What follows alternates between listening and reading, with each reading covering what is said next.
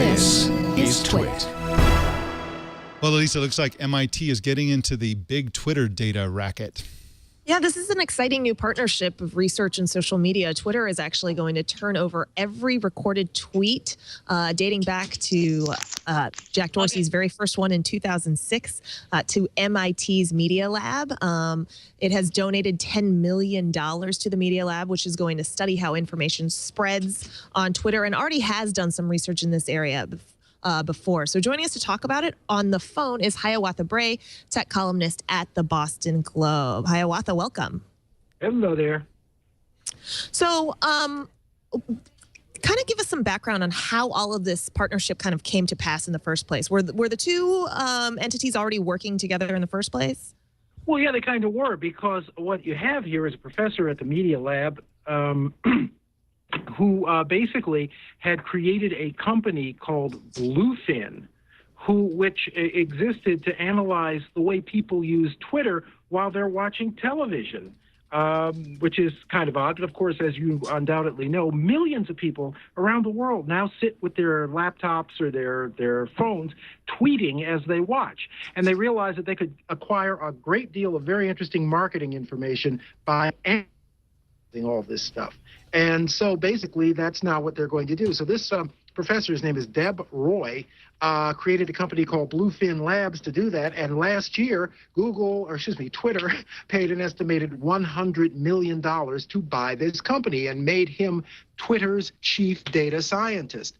And now they're expanding that partnership. He wanted to return to the MIT faculty, get more active at the MIT Media Lab, but he wanted to continue his connection with Twitter. And they said, hey, let's do both. And they came up with this idea.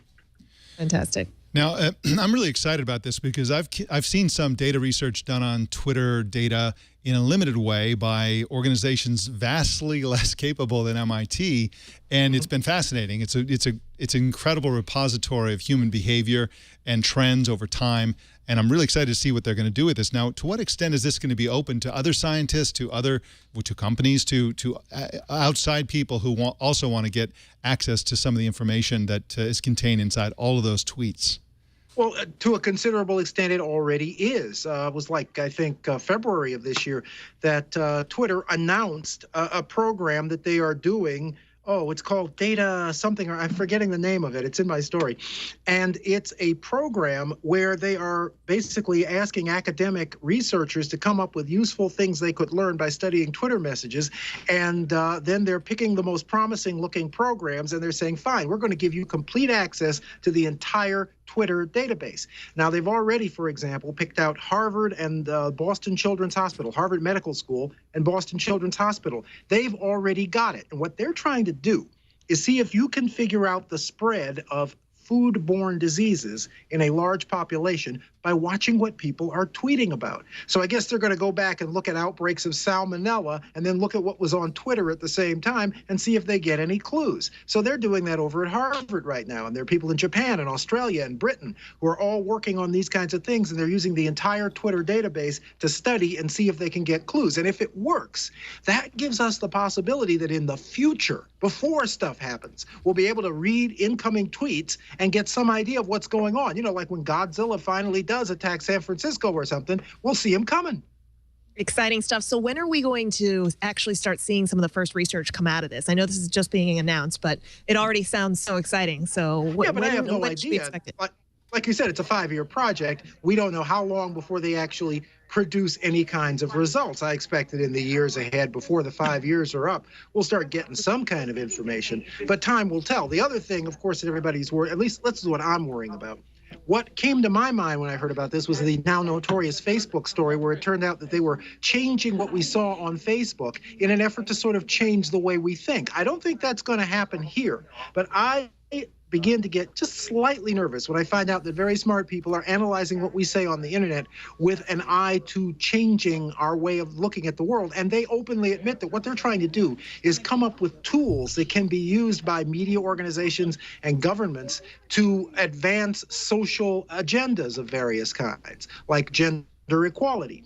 Okay, fine. But to what extent do we want these elites controlling what we think by manipulating, say, Twitter? I don't know. I'm not saying that's what's going to happen. But that's the kind of thing that makes me nervous. I think these should be communications media, and I'm all in favor of analyzing what people are saying in an effort to figure out better how they can solve various social problems. But I hope they don't tip over into the realm of trying to make us think different. That makes me nervous.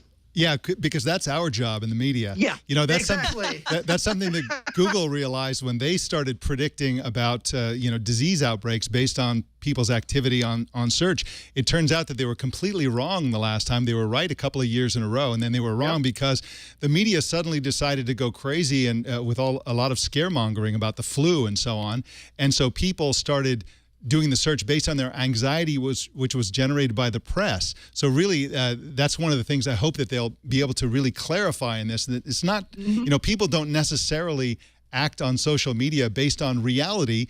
They do it based on what they're thinking about, and what they're thinking about comes from the media for the most part. So that'll be an interesting area of research, I hope, for this project.